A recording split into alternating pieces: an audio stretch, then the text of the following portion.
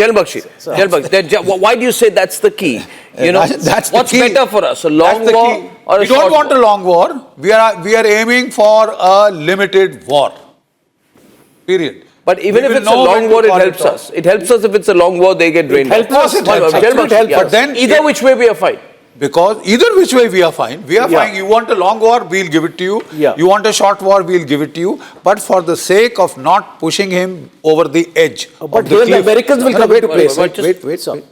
Not pushing him over the edge of the cliff, right? We would prefer a limited war. We have said so.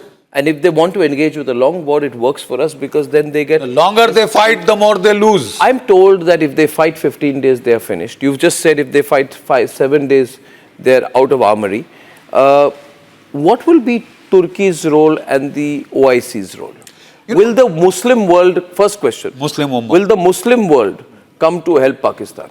The Muslim world has condemned the dastardly Pahalgam attack. Things are changing, Arnab. In Saudi Arabia, they are liberalizing. Their women can drive, they can go to schools, colleges. They are liberalizing their Islam, right?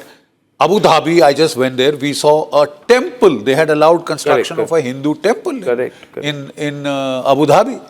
So they are focusing on economic well-being of their people. So it's only South Asian Islam led by Mullah Munir, which is focusing on jihad, fasad, katlogarat. So OIC beyond a condemnation or whatever will not go out and help Pakistan. Saudi Arabia. What about Turkey? Turkey. Turkey is the country to watch out, and you had the Turkish Air Force delegation also with the Pakistan Air Force. Then when this incident happened, Shahbaz Sharif was in Turkey. So, Turkey has ambitions of replacing Saudi Arabia as the Khalif, as the Khalifa, as it used to be World War I and prior, right? But the simple fact is, Turkey wants to join BRICS. Who can stop their entry into BRICS? India. Right? So it's not as simple as that, Arnab. It's, there were newspaper reports that, because Pakistan sold its 155mm ammunition, artillery ammunition to Ukraine, they are asking Turkey to step in. And there was a news in the media, Arnab, you will recall, that one Turkey, military aircraft, transport aircraft, I think it was a C-130, had flown into Karachi.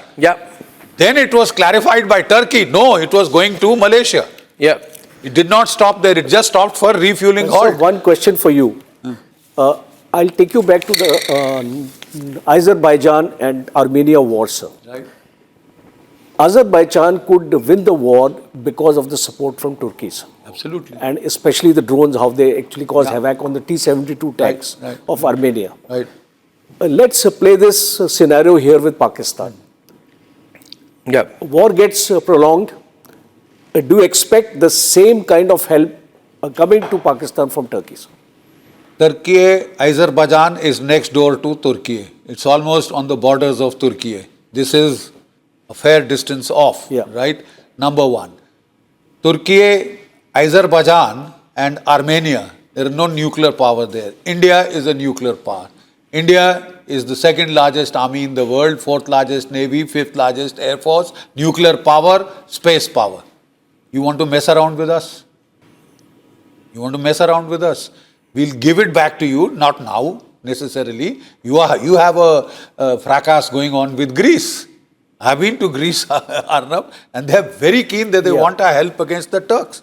So you will get paid back in your... We are also waiting and watching who's reacting in what way, and we'll pay you back in the same coin. If China wants to stab us in the back now, we'll wait for you when Taiwan is on. When you are invading Taiwan, you'll get it right back, and people know it. You're not talking of Armenia. By the way, we have armed Armenia in return. With Pinakas, yes. So we have great equation with Armenia. Great, because Armenia came crying to us. Absolutely. Armenia came crying to us. So that is also payback to Turkey.